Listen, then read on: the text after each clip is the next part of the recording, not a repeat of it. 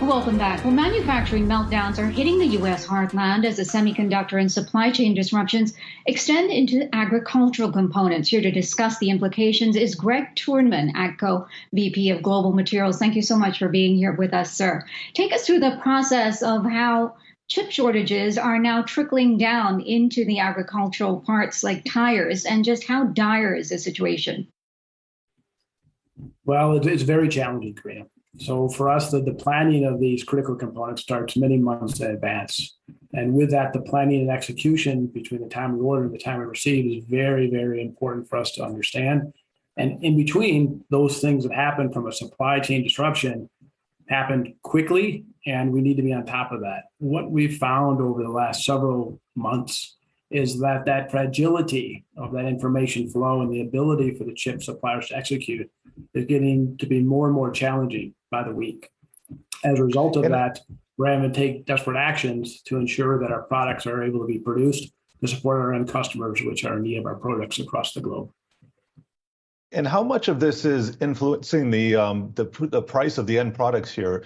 Commodities, grains, whatever is being grown in the ground and harvested. How is this being translated into prices that the consumer may eventually be having to shell out for?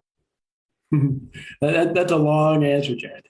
And within that, what we're trying to do is protect the interest of our end customer, the farmer, and the subsequent food chain supply. Along the lines of that, we're doing everything that we can to ensure that the prices that we've committed to provide our products to our customers are maintained.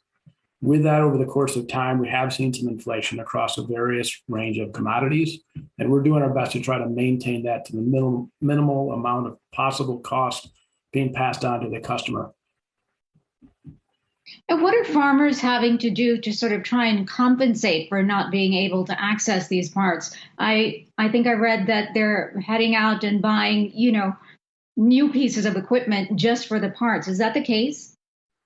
There's all kinds of activities that are going on. But I can share with you one thing within AGCO, and our best interests are looking out for our farmer customers that are using our products to support the food chain. And we do a number of things to protect their interests, including if we have a customer in the field needing a product, we will take that off of a product going down our assembly line every single time to take care of our customers. In addition to that, we're stocking up on incremental amounts of safety stocks where we need to, particularly in support of the harvest season where we know our customers are in need of us most. I'm wondering, when you have conversations with your customers, what's the pulse? What's their temperature? I'm sure there's some frustration in not being able to get equipment repaired and get crucial supplies. But I'm just wondering, overall, how have they fared over the pandemic? For our customer base, we've been able to maintain our fill rates. And what we define as fill rates is the ability for us to ship on time to our customer needs. And with that, we're doing our utmost to maintain the same level of service that we had prior to the global supply chain occurring. And with that, we've taken extra measures, as I mentioned, to protect our customers' interests. And with that, in some cases, having our dealerships stocking up higher levels of component inventory in order to protect that end customer. That has a downstream effect on actions that we are taking in terms of the stocking levels that we have, the raw materials that our supply chain has across the network, again, in support of that customer in the field. And sir, what is the outlook? When does it start to resolve itself? What are the lead times like now, and when do we start to see those easing up? Well, that lead time is a crazy question that we've seen a wide range of activities on over the last several months.